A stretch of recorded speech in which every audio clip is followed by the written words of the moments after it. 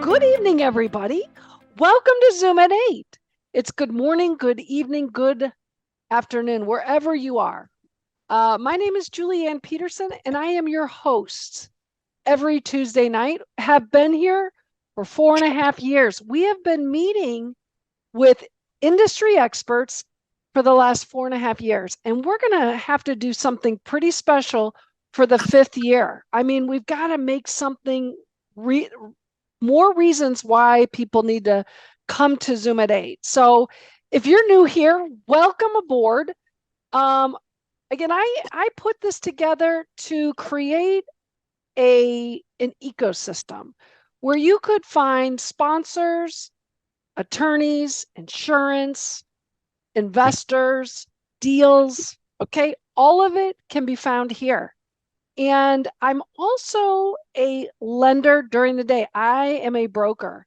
So we have been doing and closing loans for 38 years, which is a very, very long time in this business. It's been a tough, tough year, by the way. And no doubt it's going to get better. I just don't know when that is. If you have questions about the head, yes, I got hit in the head. I got a gash in the head. I was going up on stage to speak at a conference, and I stood up and my napkin dropped on the floor, and I went to go get it, and the guy next to me pushed his chair back and cracked me in the head. So there I am bleeding with my napkin. I'm glad I got the napkin, bleeding. And I ended up getting up on the stage after a little bit of a break, and everything worked out. Drove home 2 hours, went to the ER, and here I am to live and talk about it. So Paula's got me all set up with zinc and all the other mukas that need to go on there so I don't have a scar. So I'm hoping that all works out, and just watch your head when you bend down. That's all I'm going to say. All right, well, let's get to the meat and potatoes of tonight's meeting.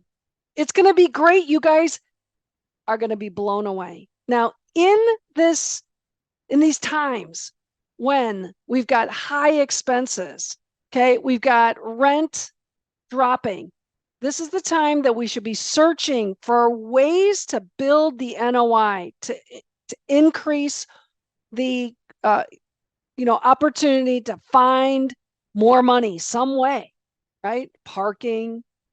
Maybe you're going to charge for their dog. Can't do it if it's emotional support animal, though, friends. Dog washes, EV chargers, or we're talking trash tonight. This may be Talking Trash Tuesday, maybe your opening to building some NOI. So tonight, David Symes is with us. He is an entrepreneur and proud owner of DoorSide Valet Trash, a rapidly growing garbage collecting company operating in 4 states. He has an incredible backstory that he's going to be sharing with us tonight. All of it. We're going to hear. You might even need some tissues. David discovered Valet Trash, that it was a thriving business concept. He was inspired by his newfound knowledge and fueled by his passion for seizing opportunities. He embarked on this journey of turning trash into opportunity. With unwavering determination, he established DoorSide Valet Trash and launched operations. Now, at the helm of this successful venture, he is living proof that great things can emerge from unexpected circumstances. So I want to welcome you, David Symes, to Zoom at 8. How are you tonight, David? I'm doing great. How are you doing? Thank you I'm for the introduction. Absolutely. Now, if everybody would do us a great favor, go to the top right side of your screen and go to speaker view. You can probably see me. You might be seeing David right now. But tonight is going to be just mind-blowing. I met David. He was introduced to me, I don't know, 5 or 6 months ago, and we had an amazing conversation. And it's like no other. And I want you guys to hear it. I want you to feel inspired and know that you too can make a difference.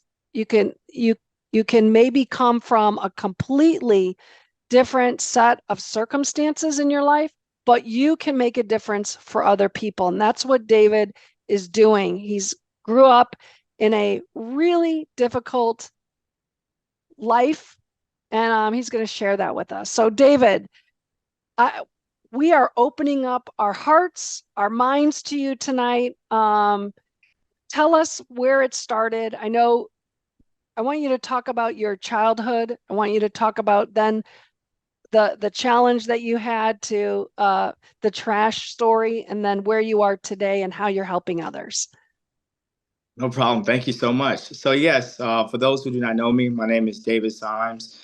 I'm from Dayton, Ohio, born and raised in Dayton, Ohio. To piggyback off what Julie had mentioned, yes, my background is like no other. I do not look like what I've been through. So growing up, I didn't know my mother until I was 8 years old. My mother was a drug addict. She'd been to the penitentiary twice. She had my sister in the penitentiary. So when she had me at 6 weeks, I was taken because my mother had got busted for dealing drugs, and we made the news in Dayton, Ohio. And so the police officer was carrying me out and told my mother, well, someone needs to come and get him. If no one comes to get him, then he goes to children's services. So my aunt at the time came and got me, and I stayed with her until I was 8 years of age, until she passed away. So when she passed away, I had no choice but to go back to my mother at that particular moment. My mother was still on drugs and still doing things, and um, wasn't a great parent at that moment. And but you know, some days she would not be home. I had to get myself dressed to go to school. When I came home from school, no one was home. I had to fend for myself or go over my cousin's house, walk, and things like that. So I had to grow up and be mature at a young age. My dad was in prison. Um, he had robbed a store because my mother was pregnant with me while she was in the county jail. So he had robbed the store, and to bond my mother out of jail, he gets caught and gets 11 years in prison, which he is still in prison. And turns out that that guy is not actually my father. Oh. Yeah, so the story gets big. I just found this out a few months ago. Actually, I did an ancestry test. Comes out that this guy is not my father, and it was shocking to me and him at that moment. And I actually found my siblings, my real siblings, and my actual father passed away in 2019, May 8th, 4 days after my first son was born. So it's been a rough roller coaster ride finding all of this out in the midst of everything. So I'm living with my mom. She's on drugs, very bad, and then something happened that changed the trajectory of our relationship and the dynamic of mother and son. She had to have open heart surgery because she was doing so many drugs. And the doctor told her, if you do crack cocaine again, and then you can die instantly. I'll never forget the ride going to school. She was crying, holding me. And then from there, after she had the open heart surgery and she came out of that, she turned her life around, and we are the best of friends to this day. So that's how I grew up. Very rough in the beginning, scars, but I feel like the scars made me who I am today, and have no excuses but to become a better father to my children and to learn from the things that I've seen, to never let my children see or endure that type of pain, because you can't wash that away. It's embedded in you no matter how much you try to get rid of it. You just remember those days and those nightmares. So from there, I graduated from high school. I was always independent. I was always smart. I was always forward thinking. always thought outside the box. So I went to college in Atlanta, Georgia after I graduated from high school. And I was taking up paramedic firefighting classes because that was my passion. I wanted to become a fireman. And I was doing that for a while. And I just couldn't get past the EMT part. I just wanted to become a fireman. I didn't want to do the medical, the paramedic, the EMT, EMS portion of it. I just wanted to put out fires. And then my instructor told me, he was like, well, 95% of your calls is going to be EMS, cardiac arrest, car accidents. So you're not going to be putting out too many fires. So during the EMT classes, I didn't do too well in them. So I dropped out of college.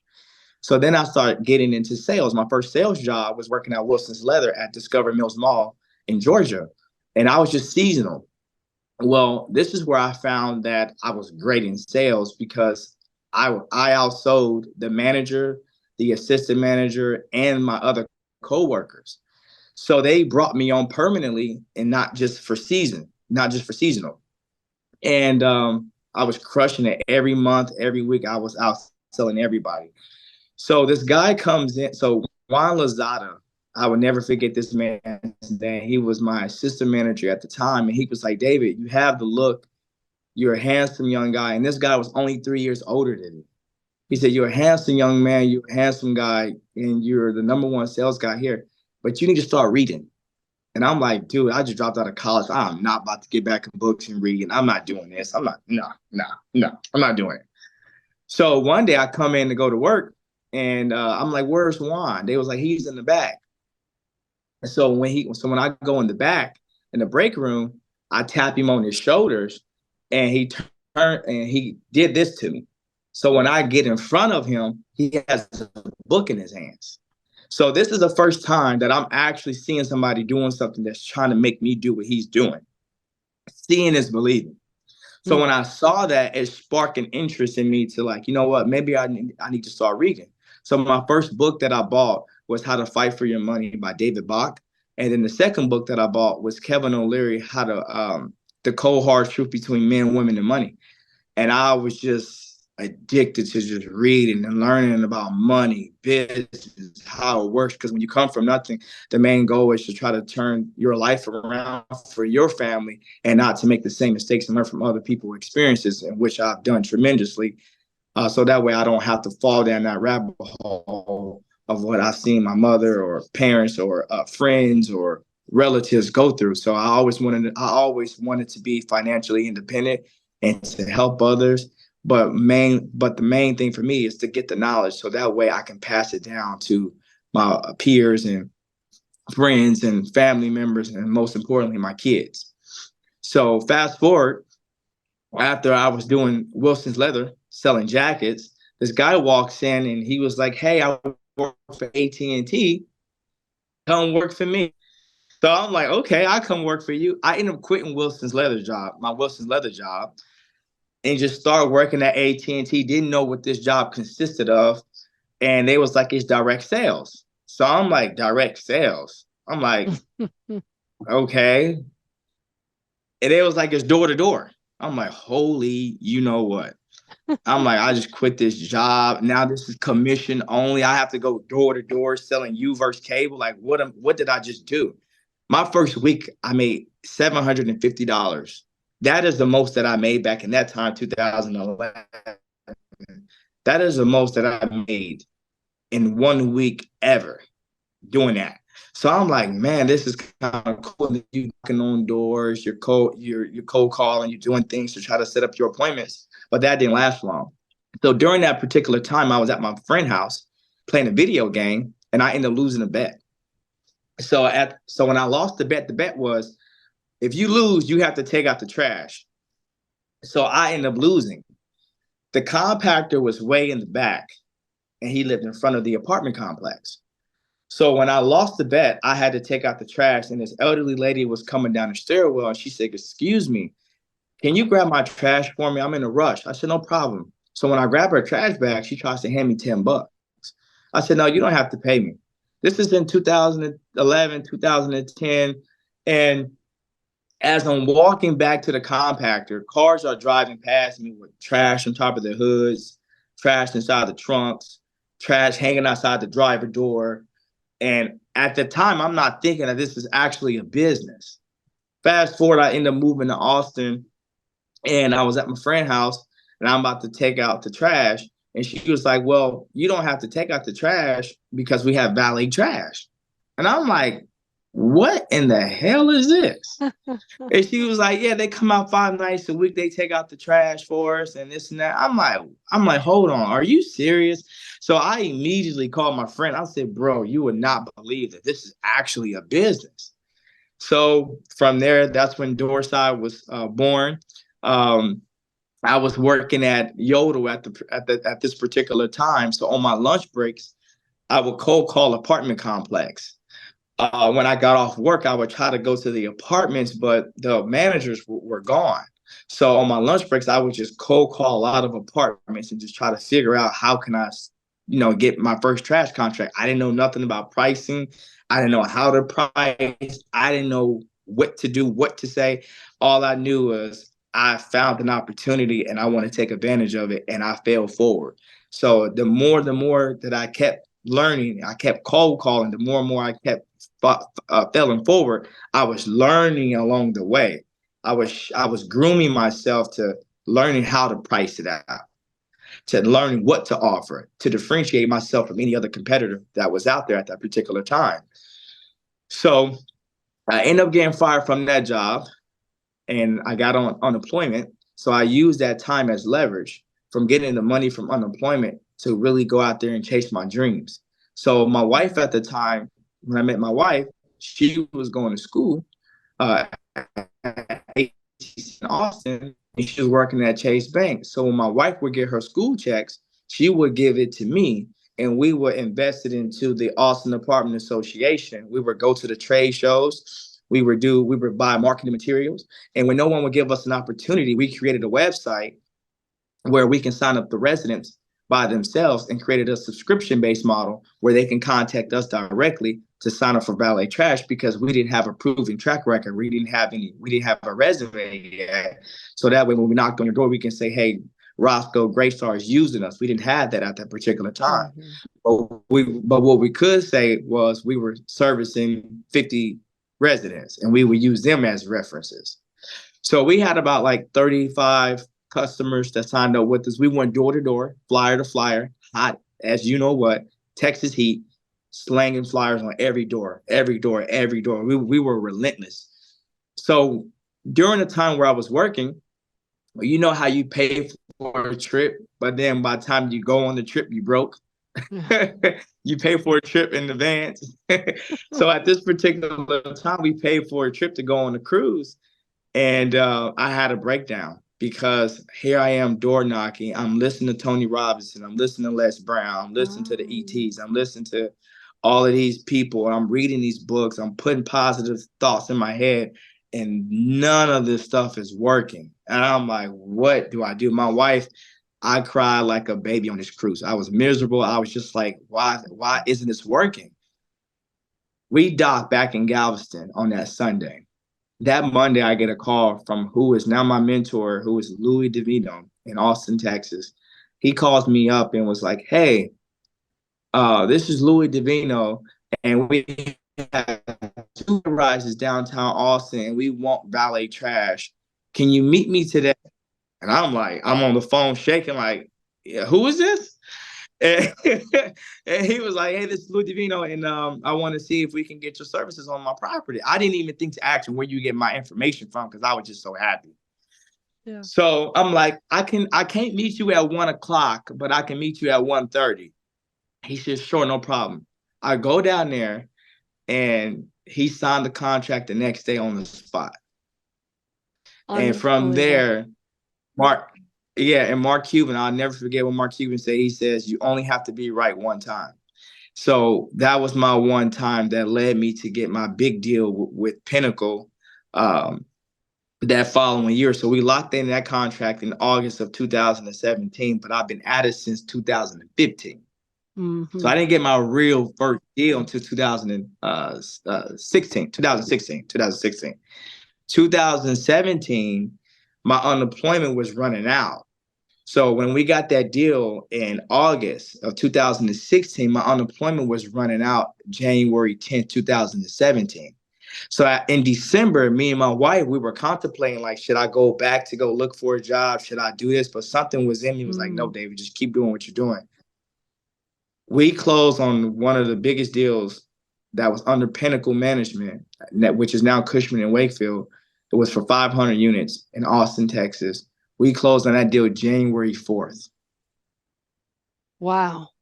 January 4th. 500 And from units. there, yeah, and from there, all of the seeds that I was out there planting that I thought that I wasn't seeing no harvest from, all of those started to blossom and turn into flowers. So the thing that I learned during that process was patience. Just keep doing what you're doing, being who you are, being kind, being a great person, and people will come back around and remember you for that. And that's what happened. Wow. I mean, it just goes up and down. And I mean, just at the end, obviously, super positive. What an amazing story, timeline. Um, there's a couple things that I want to understand. How's your mom? My What's your mom is great. relationship with her? I know she's still clean and sober, right? Yes, yeah, clean, very sober. Me and my mom, we have a great relationship. I was kind of a little mad at her because I found out that the guy that was in prison wasn't my father. That kind of took a toll on me a little bit, Mm. and but the best thing that I could have done is just forgive her and move on for it, and he try to put things back in retrospect and get back to the loving son that I am and to the loving mother she is.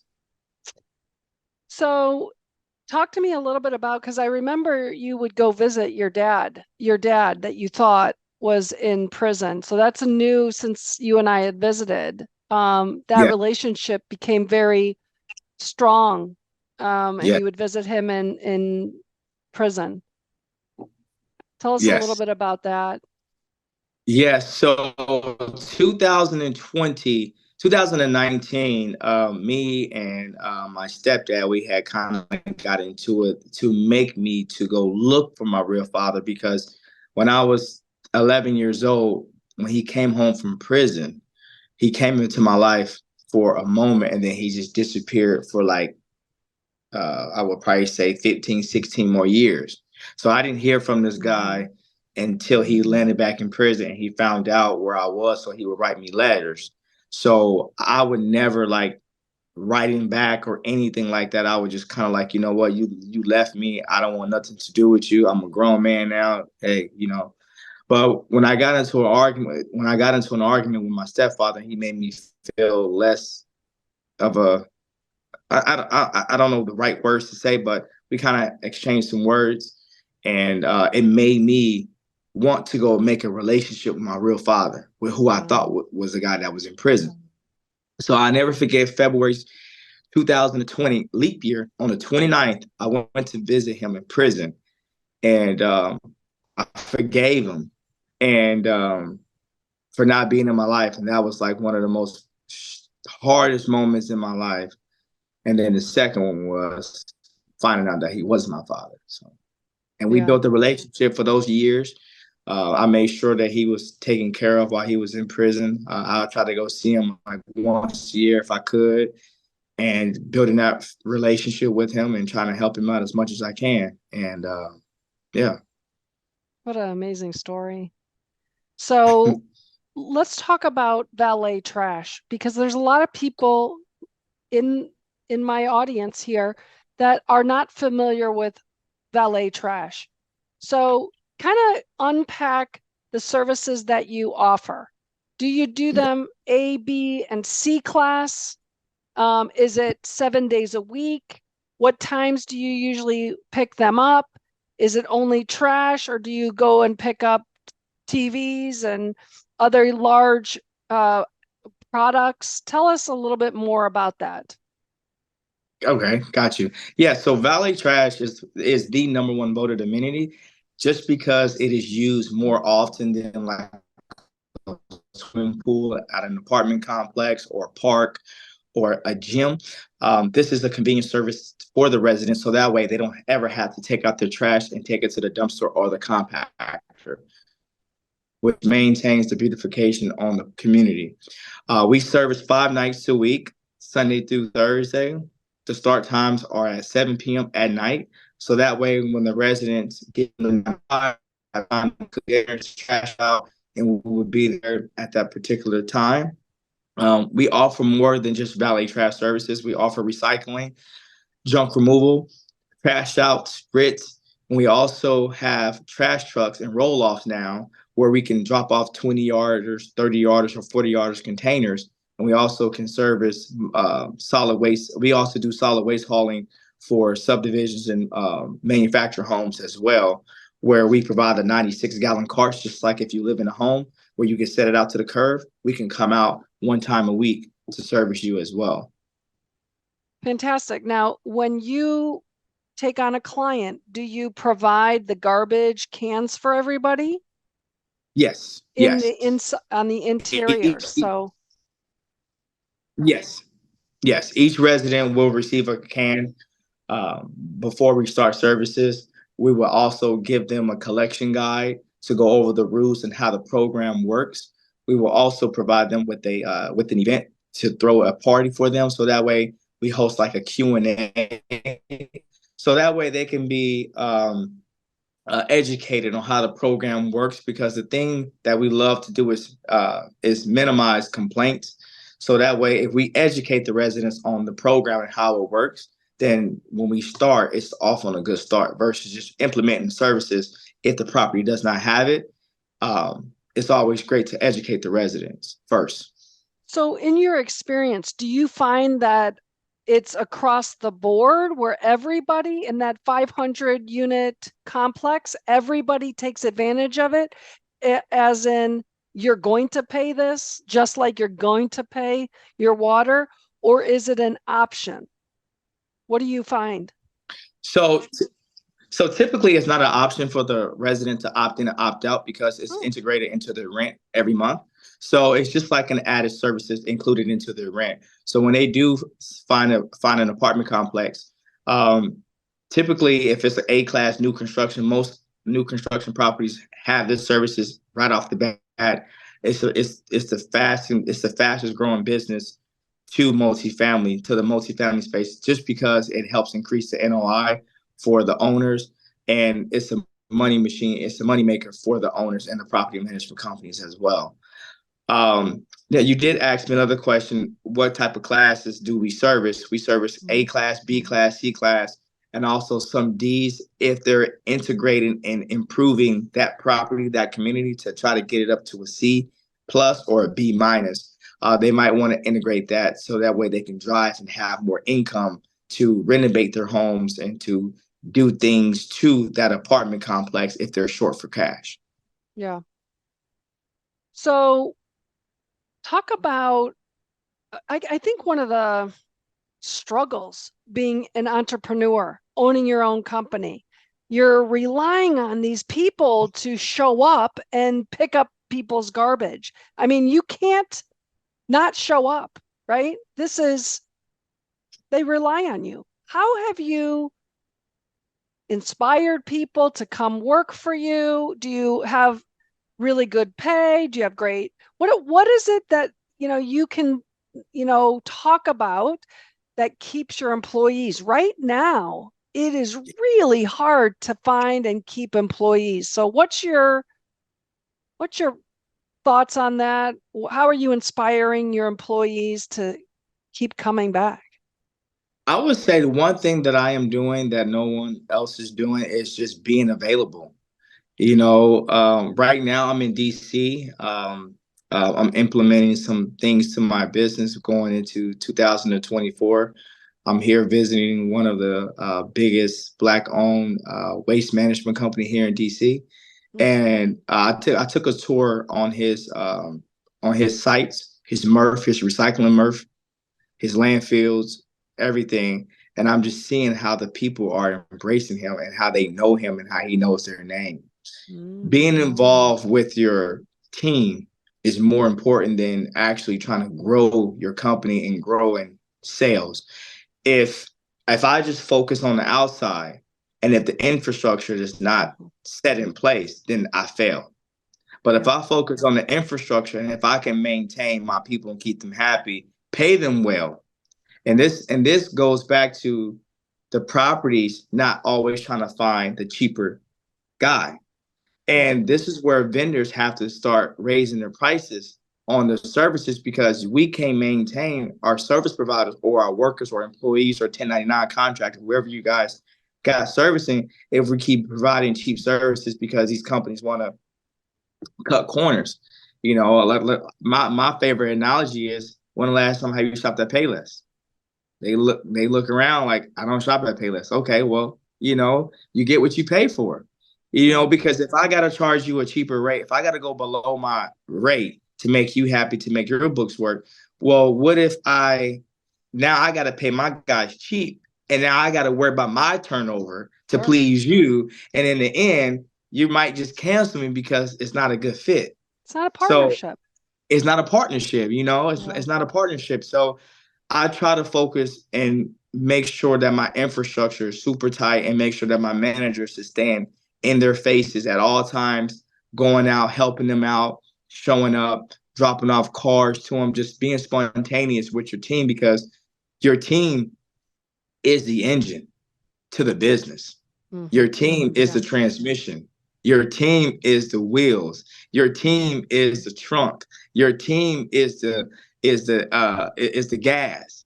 Right. The only thing that a CEO and entrepreneur is, we're just the steering wheel. We have the vision. That Mm. is it. I That is love it. that.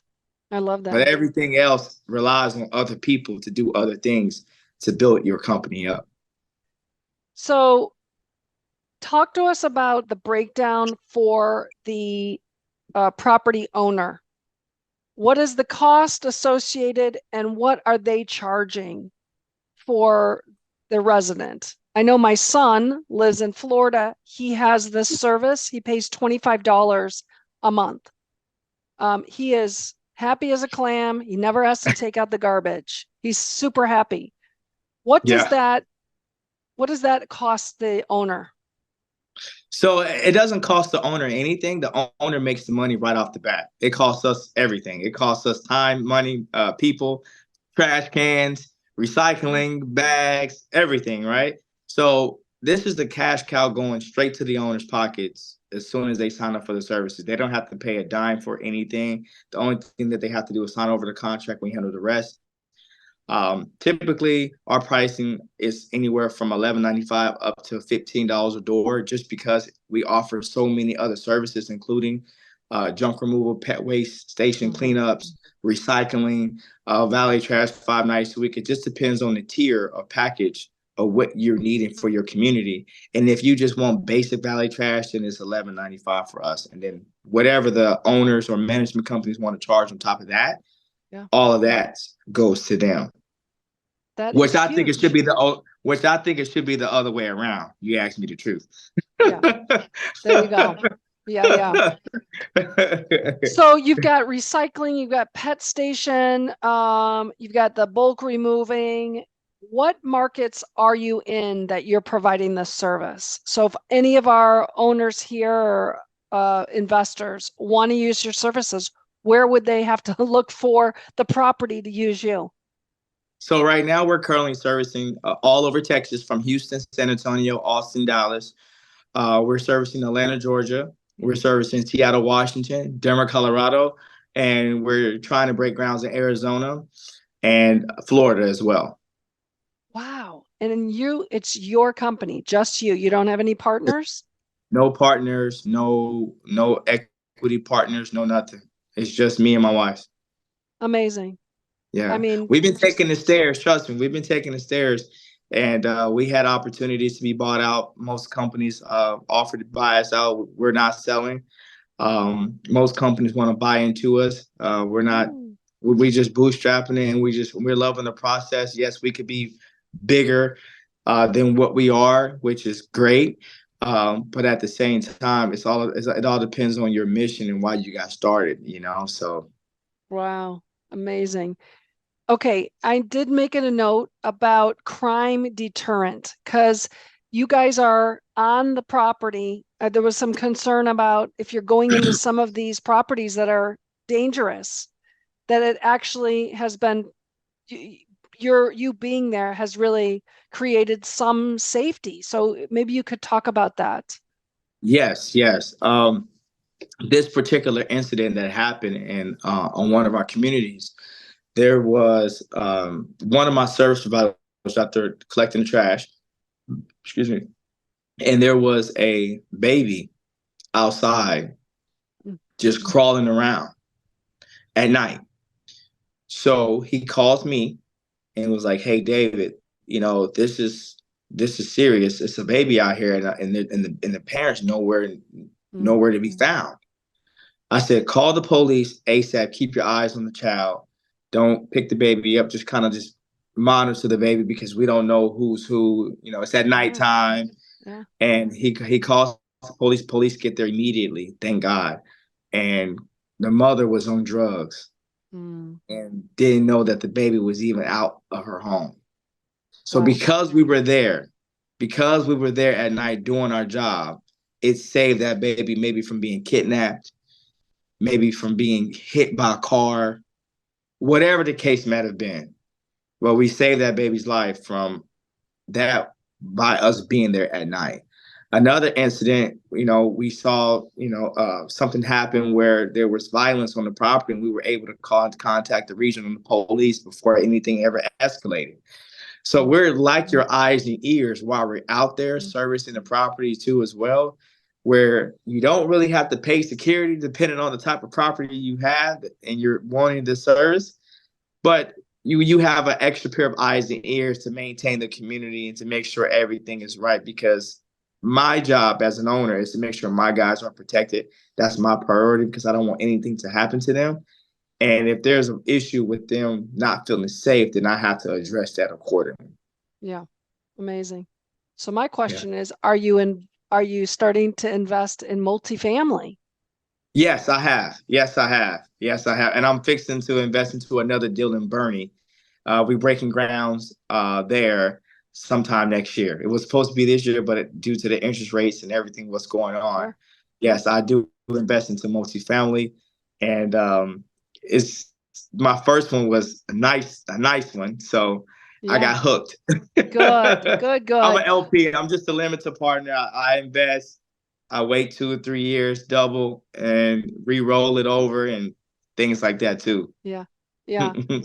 Well, what an inspiration to so many of us. When we think the smallest thing on our head causes, such craziness, to listen to your story, I just feel like it is nothing compared to what you have gone through and you've pushed through. Thank you. I'm just so pleased to hear your story and to have you share that with our folks here.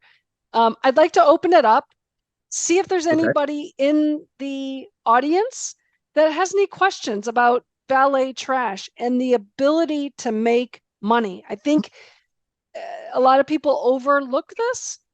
And I think, we should start looking at how we can utilize David's services if he's in a market that you're looking at. So any questions? Love to put you on with David.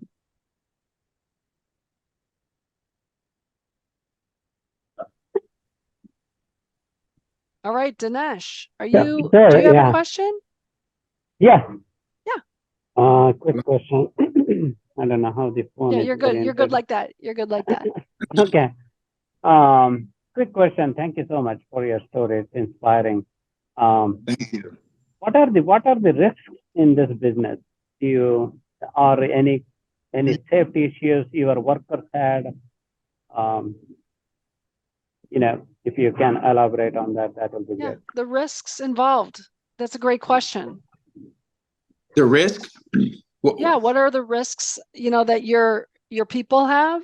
Obviously nobody's, safe in some of these communities, so that may be. How about disease? How about, anything? What are some of the risks? People don't show up for work. I mean, those are all risks. Yeah. Yeah, the risk that I have encountered is, of course, a guy may do a no call, no show. Yeah. If that does happen, we have our manager or floater to go out to that property the next morning that day to go out and cover that community.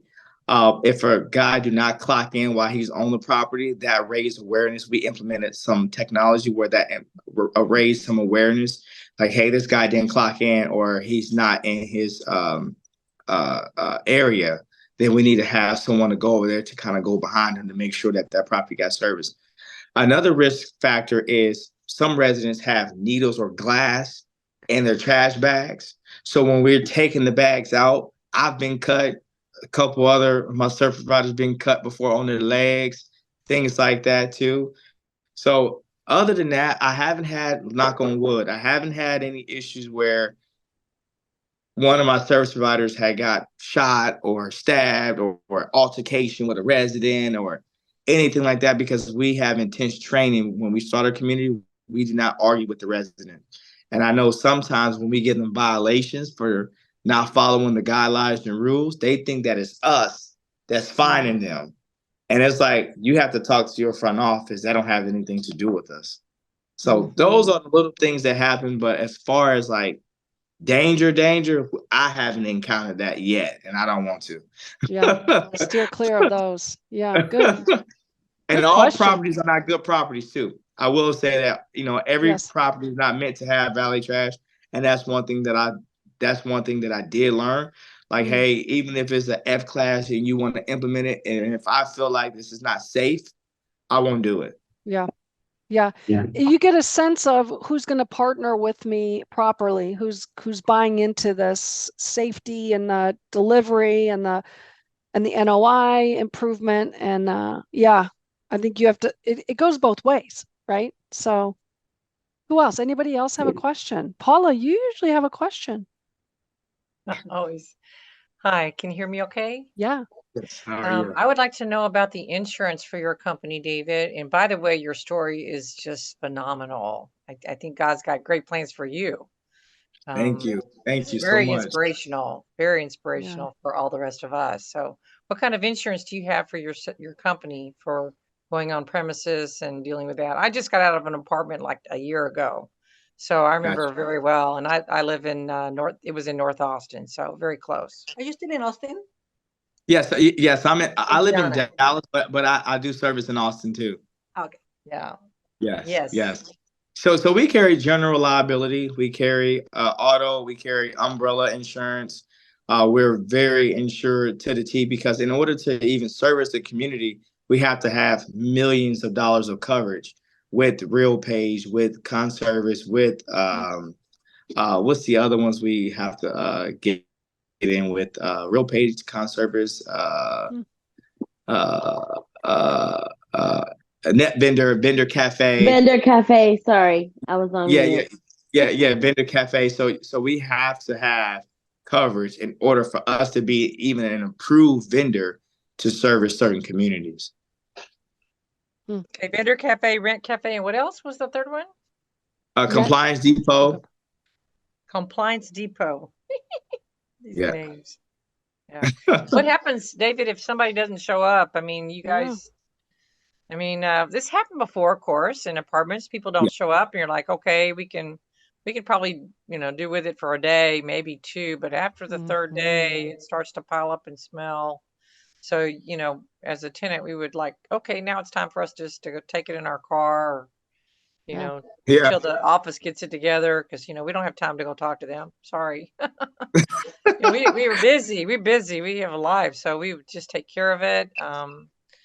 We'd see other people violating, and we just kind of like, okay, I hope they get it together, or leaving stuff out of garbage bags, which is kind of unsafe. So, what happens when people don't show up? Do you just kick in for you and your wife and just bite the bullet? Yeah. So when someone doesn't show up on our team, we have other people in place that will go out the next morning, So that way, if the service is, let's say, because the service is Sunday through Thursday, right? 5 nights a week. And we typically don't service on Friday. Let's say if the guy does not show up on Thursday night, Friday morning or Thursday night, if we are aware, because some residents call that number on the trash can and say, hey, at 10 o'clock at night, my trash can get picked up. We are on it. We are on it. And then you in my company, none of my customers go 2 days without without them being serviced. Yeah. One of the complaints that I've had is stuff seeps out, and if it's got carpeting, then it smells. I know you guys do a big, deep cleaning if you find that, but that has been some feedback that some people have given about valet trash. Yes, so that right there is like one of the most common complaints of leaking trash bags. We carry a 96-gallon tote bag and a push cart, depending on if it's a mid-rise. Typically, when it's carpet, it's in a mid-rise enclosed community. So we have carts for that. The thing about valet trash is we get blamed for everything. If there's a stain on the breezeways, if there's trash in the breezeways and people and the managers don't want to kind of rub the feathers too much with the residents because they paying the rent, I get it. They win all the time. Customers always right. And that's one thing that I do want to change within this space is how we're looked at as vendors. Because a lot of times managers look at us as we're just disposable because there's so many other people that's doing this at a cheaper rate or that comes and shines something shiny to them that's appealing. And then they jump bandwagons and then they find out that they have the same problems or issues with this company as well.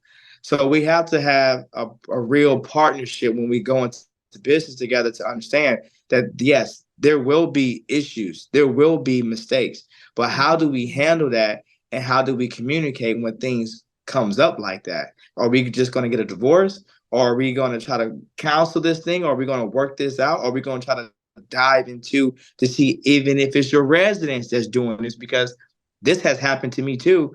When we have one or two residents at a 400 unit apartment complex, that is a constant problem. That lets me know that this person, A, does not want the service, B, might be having some financial troubles where they just trying to save every penny, which I get too, or C, they just trying to get somebody else in. I've been in all three scenarios.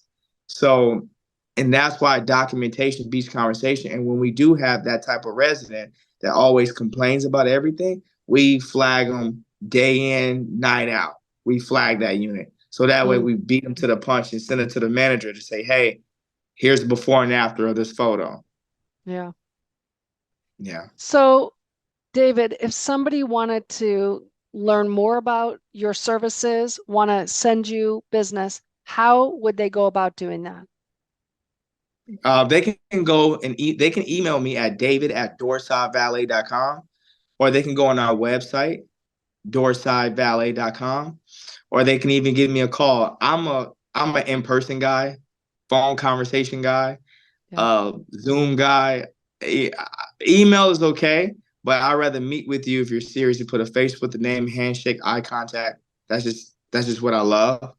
My direct phone number is 945-250-9229.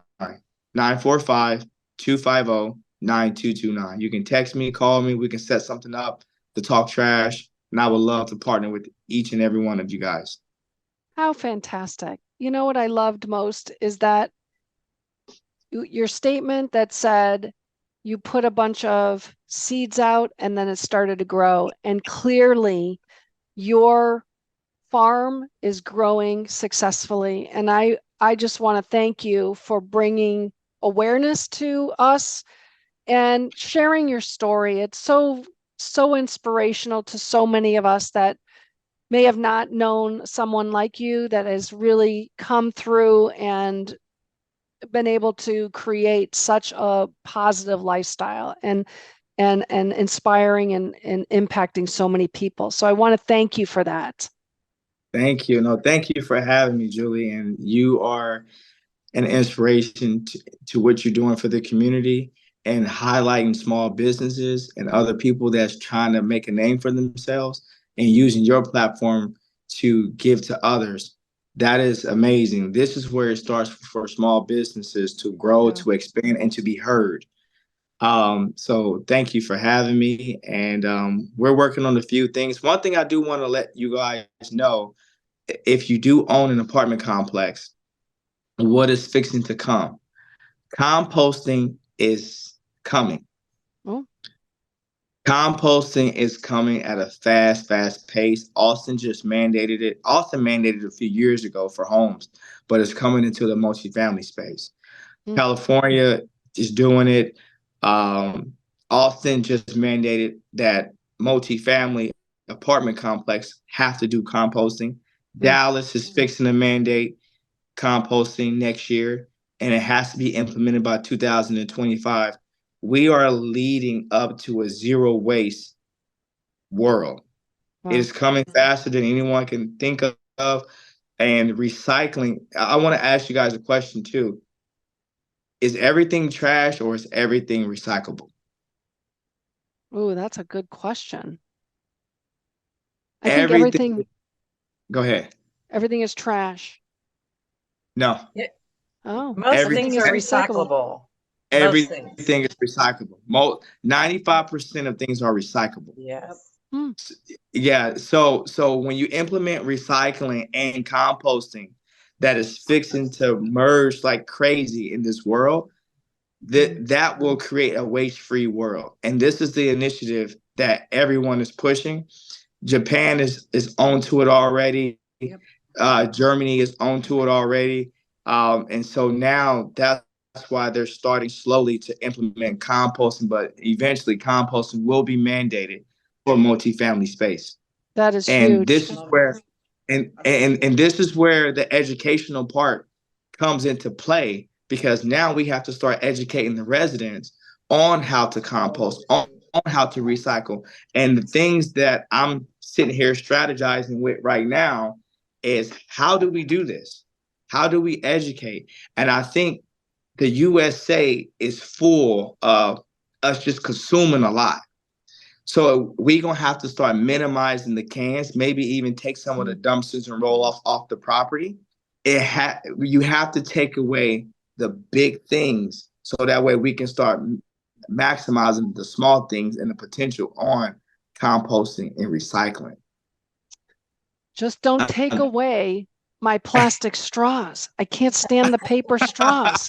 It's awful.